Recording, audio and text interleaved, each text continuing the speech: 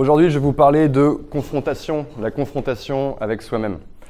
J'imagine que tous autant que vous êtes, moi y compris, vous avez des rêves, des objectifs, des choses que vous avez envie de réaliser. Oui ou non? Oui. Ouais. Donc on a envie de faire ces choses, mais moi j'ai envie de vous poser une question. Qu'est-ce qui vous en empêche? En fait, la réponse c'est vous-même. Vous vous empêchez vous-même de réaliser les choses que vous voyez faire. Et c'est de ça dont je vais parler aujourd'hui. Comment devenir une personne qui arrive à prendre les bonnes décisions, à se confronter à soi-même, à prendre les bonnes décisions et à s'y mettre tout simplement. Parce que c'est la chose la plus difficile. Je ne sais pas si vous êtes comme moi, mais je suis du genre à attendre le 30 du mois pour payer mon loyer.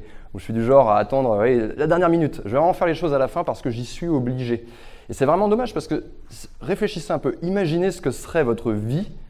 Imaginez un seul instant ce que serait votre vie si vous pouviez faire les choses que vous rêvez d'accomplir. Il y en a qui pourraient courir le marathon, il y en a qui pourraient se lancer dans un tour du monde, il y en a qui pourraient monter leur boîte, il y en a qui pourraient construire des cabanes à oiseaux. Peu importe quels sont vos objectifs, que ce soit des objectifs de carrière ou des objectifs perso, l'enjeu, il est sur vous. On entend souvent parler dans ma discipline, si je peux appeler ça une discipline, qui est le développement personnel, on entend souvent parler de potentiel. Il faut atteindre votre potentiel, il faut développer votre potentiel. Chacun a un potentiel. Non, c'est pas vrai, il y a des gens qui n'ont pas de potentiel. Et en réalité, c'est pas la chose qui vous limite, votre potentiel. Il y a des gens qui sont bons pour des trucs, il y a des gens qui sont bons pour d'autres trucs. Tout le monde ne peut pas être Einstein, tout le monde ne peut pas être un sportif de haut niveau, mais pour moi, la problématique, elle ne se situe pas ici. La problématique qui fait que vous allez pouvoir atteindre votre objectif, c'est tout simplement le fait de pouvoir se mettre au travail. Et si vous observez un petit peu les gens qui ont du succès, parce que c'est ça qui me passionne, les gens que j'observe sont les gens qui ont du succès, comment ils construisent leur carrière, comment ils arrivent à atteindre leur succès, eh bien, il y a une chose qui est très importante, qui met ces personnes-là à part de tous les autres. Une chose très importante, c'est que les personnes qui ont du succès sont les personnes qui exécutent.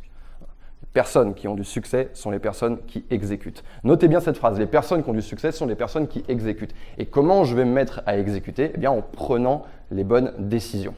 D'accord? Notre cerveau, c'est vraiment la chose la plus puissante de la nature. Vous savez qu'un adulte, ça prend en moyenne 35 000 décisions par jour. 35 000 décisions par jour. Bon, il y a tout là-dedans, hein. Lever la lunette, pas lever la lunette, il y a des choses comme ça, mais 35 000 décisions par jour. Et pourtant, la prise de décision, ça reste quelque chose de très complexe. Il y a des études qui ont été faites sur le sujet. Il y a différentes parties de notre cerveau qui sont activées comme ça quand on prend une décision. Le cortex orbitofrontal, le cingulaire antérieur, le cortex pariétal, le thalamus, le noyau codé. Bon, je vous rassure, j'ai juste appris ça par cœur avant pour faire le show. Mais pas besoin d'avoir fait 8 ans d'études, je vous rassure, pour comprendre la prise de décision et essayer de prendre les bonnes décisions. Voilà comment je vois les choses, moi. Quand on prend une décision, il y a différents facteurs qui entrent en compte. Le premier facteur, c'est le risque, le danger. Qu'est-ce qui va m'arriver si je prends cette décision? Quel est le risque? Si je vais parler par exemple à cet homme qui me regarde depuis 5 minutes, quel est le risque? Ou alors quel est le risque si je ne prends pas cette décision? Quel est le risque si je n'envoie pas ma déclaration de revenus par exemple? Donc ça c'est la première chose, le risque. La deuxième chose, c'est la récompense. L'être humain fonctionne sur un système de récompense. Finalement, c'est assez simple. Un plaisir, des plaisirs, récompense, punition. Troisième chose qui va entrer en ligne de compte quand on prend une décision, c'est à quel moment je veux obtenir cette récompense. Est-ce que je vais l'obtenir tout de suite ou est-ce que je vais l'obtenir dans 10 ans? Ce n'est pas la même chose. Il y a ensuite quel est l'effort que je vais devoir accomplir pour obtenir cette récompense. D'accord? Quel est l'effort cérébral? Par exemple, quand vous lisez un livre, c'est un effort cérébral. Ça va vous faire plaisir, mais en même temps, il faut s'y mettre. Et ça peut être aussi l'effort physique. D'accord? Donc, combien ça va me coûter en termes de calories? Combien je vais brûler de calories pour obtenir cette récompense? Et enfin, si c'est une décision que vous avez à prendre, justement, ça vous concerne, si vous avez envie d'améliorer vos vies, si vous avez envie de devenir une meilleure personne, que vous voulez apprendre des nouvelles choses et que vous faites ça sur votre temps libre, eh bien, quand vous allez devoir prendre une décision, il va y avoir toutes les alternatives qui vont se présenter à vous. D'accord? Vous pouvez lire un livre ou alors vous pouvez sortir votre smartphone et aller regarder des vidéos de chats sur Internet. Et vous voyez que dans ces deux situations, eh bien, l'effort que ça demande n'est pas le même et la récompense, en ce qui concerne les chats, ça arrive beaucoup plus vite. D'accord? Et donc, notre cerveau, il arbitre en permanence, comme ça, entre différentes choses qu'il a à faire. Est-ce que je vais utiliser mon smartphone? Est-ce que je vais regarder des vidéos de chat sur Internet? Est-ce que je vais jouer à FIFA? Est-ce que je vais faire mes révisions? Est-ce que je vais jouer à FIFA? Est-ce que je vais faire l'amour avec ma partenaire? Ça va vraiment jusque-là. Ça va vraiment... Parce que je travaille, si vous voulez, avec des gens qui sont en couple également, qui veulent améliorer leur vie de couple. et qui ont cette problématique. C'est un truc que j'entends parfois, ouais, j'ai pas envie de faire l'amour avec mon partenaire ou avec ma partenaire. Et les gens, sur cette simple décision qui pourtant, ça paraît quand même évident que c'est quelque chose qui est bon pour un couple, hein, c'est quelque chose qui va rapprocher les deux individus, eh bien, ils ont quand même du mal à arbitrer. Ils vont choisir d'aller regarder leur compte Instagram ou alors de regarder la télévision. Parfois, ils vont faire les deux en même temps. Et c'est vraiment quelque chose de crucial. Et pour vous inviter à prendre vos décisions différemment, ce que je veux que vous fassiez, c'est que vous ajoutiez une variable. On va ajouter une variable dans cet arbitrage, dans cette prise de décision. Et la variable que j'ai envie que vous ajoutiez, c'est celle de l'objectif. Quelle est la personne que je veux devenir? Comment je me vois? Qu'est-ce que je veux accomplir? Et quand vous prenez vos décisions, vous allez vous poser la question suivante. Ça va vous prendre une demi-seconde supplémentaire. Est-ce que cette décision me rapproche de mon objectif ou m'éloigne de mon objectif? Et vous allez voir que ça va vraiment changer la donne pour vous. Si par exemple, si je reprends l'exemple du couple, je ne sais pas si vous vous voyez, si vous êtes en couple, que vous êtes amoureux et que vous vous voyez dans 10 ans avec la même personne, former un couple uni, complice avec votre partenaire, bien effectivement, prendre ça en compte au moment où vous prenez votre décision, c'est quelque chose qui va vous faire basculer du bon côté.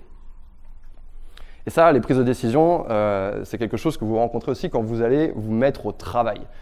J'ai des étudiants face à moi, donc j'imagine que vous avez cet enjeu des révisions. Vous savez que si vous révisez bien un examen, vous allez avoir une bonne note. Et vous savez que si vous avez une bonne note, bien, vous risquez d'améliorer vos chances dans votre carrière professionnelle. Donc la prise de décision, elle est vraiment critique à ce moment-là.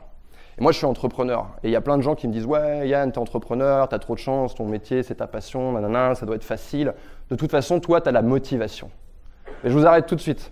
Parce que la motivation, c'est pas quelque chose de magique. C'est quelque chose qui vous aide à démarrer. C'est quelque chose qui vous aide à vous mettre en marche. Mais la motivation, c'est pas une chose sur laquelle on peut compter quand le succès, vous allez l'atteindre au bout d'1 an, 2 ans, 3 ans, 4 ans. Okay? Je suis sûr que parmi vous, il y a plein de personnes qui ont démarré quelque chose, ils avaient une motivation très très forte. Puis ensuite, quelques jours plus tard, cette motivation, elle s'est miraculeusement évaporée dans la nature. D'accord ? Donc on ne va pas se fier sur la motivation. Et ce que je voudrais faire aujourd'hui dans ce talk, c'est de vous donner différents conseils que j'applique à moi-même et que mes clients appliquent également et qui fonctionnent pour moi. Et si ça fonctionne pour moi, il y a une chance que ça fonctionne pour vous. Donc comment je vais piéger mon cerveau, comment je vais me hacker pour me forcer à prendre les bonnes décisions. Donc on l'a vu, déjà il faut regarder la prise de décision différemment et avoir un objectif. Si vous n'avez pas d'objectif, trouvez un objectif. C'est un travail que vous devez faire sur vous-même. Quand on ne sait pas pourquoi on fait une chose, il est très difficile de faire cette chose. On a beaucoup de mal à y trouver du plaisir, à trouver effectivement de la motivation. Maintenant, la première chose, premier conseil que je vais vous donner, qui est un peu plus pratique, et ça porte sur les situations immédiates, vraiment dans la vie de tous les jours, situation immédiate. Par exemple, vous arrivez dans un train, il y a des gens autour de vous, vous avez envie d'être une personne plus sociable et vous avez envie de briser la glace et de discuter avec ces personnes. D'accord ? Ou alors, par exemple, vous allez à un forum de l'emploi, vous avez une réunion pour votre travail et vous savez que si vous allez parler à ces gens que vous ne connaissez pas, eh bien, ça risque d'avoir un impact positif sur votre carrière. Eh bien, ce que vous allez faire à ce moment-là, c'est que vous allez dépasser votre cerveau. Vous allez chercher à contourner la prise de décision.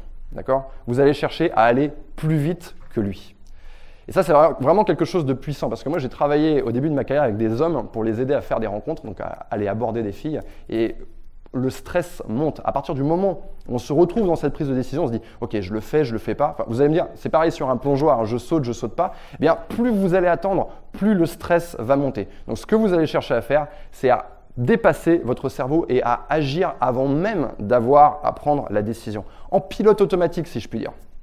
Et dans les situations sociales que je viens d'évoquer, eh bien vous allez arriver et vous allez tout simplement saluer les personnes. Dites-leur bonjour. Le plus gros du travail va être fait. Une fois que vous avez dit bonjour à une personne, cette personne a l'autorisation de vous parler, vous avez l'autorisation de lui parler à nouveau et votre niveau de stress, il va être divisé par 10. Le deuxième conseil que je vais vous donner, c'est totalement différent du premier. C'est l'anticipation. Au lieu de prendre ma décision maintenant, je vais prendre ma décision des heures et des heures et des heures avant. En fait, je n'ai pas envie d'arriver sur cette situation d'arbitrage dans l'immédiat en demandant à mon cerveau de décider ce qu'il préfère faire. Ce que je vais faire, c'est que je vais anticiper. Et je vais vous donner un exemple pour ça. Imaginez par exemple que je vous dise demain, vous allez vous lever à 5 heures du matin et vous allez aller courir 1 heure. Eh bien, si je vous le dis maintenant, Il y en a que ça gêne. Il y en a, clairement, ils ne sont pas prêts pour ça. Mais si je vous le dis maintenant, vous avez le temps d'anticiper ça. Vous avez le temps de vous y faire. Vous avez le temps de vous visualiser en train d'aller courir. Vous avez le temps de vous préparer. Et vous allez pouvoir vous blinder. C'est quelque chose qui va vous permettre de vous armer face à cette prise de décision. Alors que si, demain matin, je viens frapper chez vous à 5 h du matin, je pense qu'il y a pas mal d'entre vous qui vont vous envoyer chier. Donc c'est ça, c'est l'anticipation. Achetez-vous un agenda. Qui parmi vous a un agenda papier? Ouais, même pas 1/10 de la salle. Achetez-vous un agenda papier, quelque chose où vous allez pouvoir tout voir sur la même page. Parce que l'agenda dans le téléphone, il ne faut pas se leurrer, il faut rentrer à l'intérieur, ce n'est pas visible. Moi, je vous demande d'avoir quelque chose de visible, quelque chose que vous pouvez regarder. Ça va vous aider à anticiper votre lendemain. Et une chose que je fais personnellement, c'est que j'utilise le dernier moment de ma journée pour visualiser la journée prochaine et pour me préparer à fournir les efforts que je sais que je dois faire parce que c'est en concordance avec mes objectifs. Et il y a un exemple que j'adore, c'est le nageur Michael Phelps. Vous connaissez tous Michael Phelps, grand nageur, grand champion. Son coach Bowman, il a travaillé avec lui, donc il a repéré ce petit garçon qui avait un grand torse, qui avait des grands bras. Il s'est dit, voilà, lui, il a le physique pour être un champion. Mais si vous regardez les JO de natation, tout le monde a le physique pour être un champion. Alors ça suffit pas. Et lui, il s'est dit, il faut travailler sur son mental et il peut pas, en tant que coach, être présent dans tous les moments de sa vie. Et on sait très bien qu'il y a plein de choses qui peuvent influencer le succès, des mauvaises fréquentations, ça peut être plein de choses sur lesquelles le coach n'a aucun impact. Et ce qu'il lui a dit, tout simplement, la chose sur laquelle il a travaillé, c'est l'anticipation. Il lui a demandé chaque soir, avant de se coucher, de se passer la cassette. Alors c'est une cassette fictive, bien sûr, il ne lui a pas donné une VHS qui devait se passer. Et cette cassette, qu'est-ce qu'il y a dedans? Eh bien en fait, il lui a demandé de se voir en train de courir la course, de nager plutôt, la course parfaite.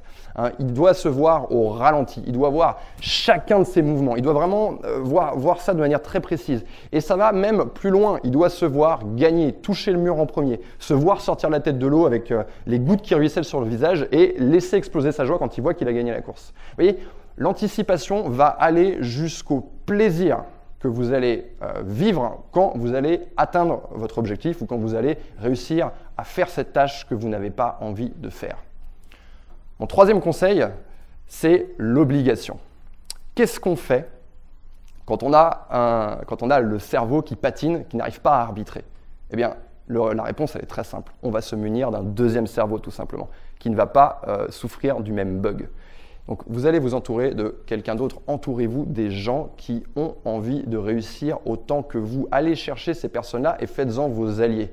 Ça peut être vos partenaires de business, ça peut être des gens dans votre entourage, ça peut être votre famille, ça peut être votre partenaire amoureux.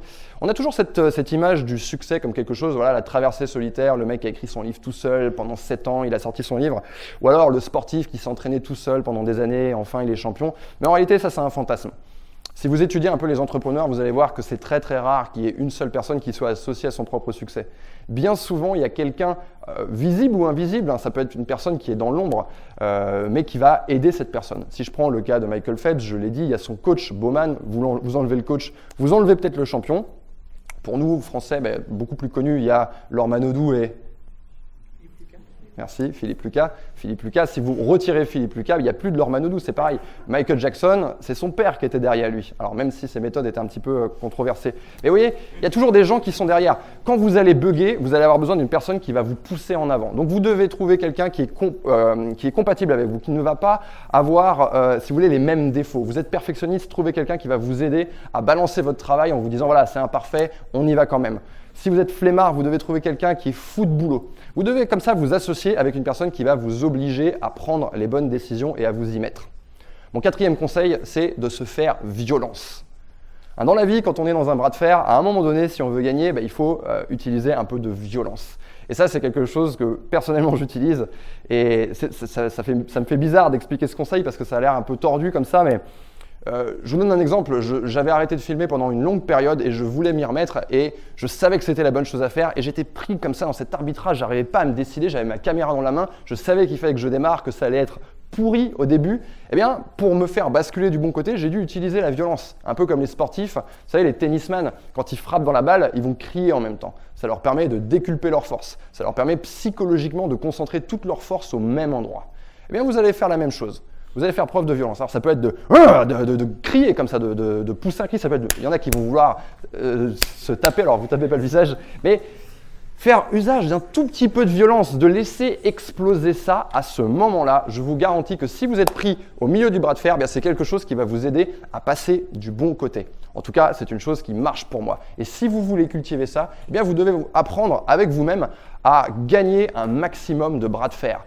C'est ce qui va vous apprendre la discipline. Dites-vous non. Non, je ne vais pas aller au Starbucks me manger cet énorme frappuccino. Non, je ne vais pas fumer cette cigarette. Apprenez à vous dire non. Plus vous allez être capable de vous discipliner, de vous dire non un maximum de fois dans la journée, bien sûr, récompensez-vous à un moment donné, mais plus vous allez être capable de gagner ces bras de fer, plus quand la situation va se présenter, vous allez devoir frapper fort, user de violence, vous allez avoir beaucoup plus de facilité. Enfin, dernier conseil pour hacker votre cerveau. Et c'est un conseil qui marche pour moi également. En fait, je vais utiliser selon les situations l'un ou l'autre des conseils que je vous ai donnés. Mais le dernier conseil, c'est de vous piéger. D'accord ? Vous allez vous tendre un piège. Si, par exemple, je sais que je dois écrire un article pour mon travail. Régulièrement, j'écris des articles et je sais que ça va me demander 3 heures. C'est long, 3 heures. Et quand je vois justement cette énergie que ça va me demander, ce temps que ça va me demander, et ma récompense qui va arriver seulement à la fin de la journée, je n'ai pas envie de m'y mettre. Comme la plupart d'entre vous, quand il s'agit de réviser, vous savez que vous allez y passer des heures et des heures, vous n'avez pas envie de vous y mettre. Ce que je fais, je piège mon cerveau. Au lieu de me dire, mec, tu vas écrire un article, ce que je me dis, c'est que je vais simplement prendre 5 minutes pour rédiger la structure de l'article, les différents paragraphes et les différentes idées qu'il va y avoir à l'intérieur. Et en fait, le fait de minimiser l'effort que je vais devoir produire, ça me permet de m'y mettre beaucoup plus simplement. Je peux m'y mettre, c'est pas grave, c'est pour 5 minutes, après je vais pouvoir aller faire autre chose. Mais en réalité, une fois que j'y suis, justement, j'ai tendance, ces 5 minutes, elles se transforment en un quart d'heure, 20 minutes, 1 heure, puisque c'est une tâche. En fait, la grosse difficulté, c'est vraiment de s'y coller. Et une fois que vous êtes parti, vous allez avoir tendance à fournir plus de travail que ce que vous vous êtes dit au début. Donc voilà les conseils que je vous donne, qui fonctionnent pour moi, qui fonctionnent pour mes clients, qui vont, je l'espère, vous aider à prendre des meilleures décisions et à vous rapprocher de vos objectifs. C'est vraiment le fait de se confronter à soi-même pour progresser. Pour moi, c'est vraiment un travail sur le long terme. C'est un travail sur soi dans lequel on est confronté à ses peurs, on est confronté à ses faiblesses, on est confronté à sa paresse, on est confronté à son entourage, on est confronté à plein de choses. On est confronté au schéma qu'on a suivi depuis qu'on est enfant. Et pour moi, la confrontation, le fait d'analyser, de comprendre comment on fonctionne, d'essayer de conceptualiser ça pour mieux comprendre, pour moi, c'est déjà la moitié du travail de fait vers l'amélioration. Voilà, c'est tout ce que j'avais à vous dire aujourd'hui. Merci de m'avoir écouté.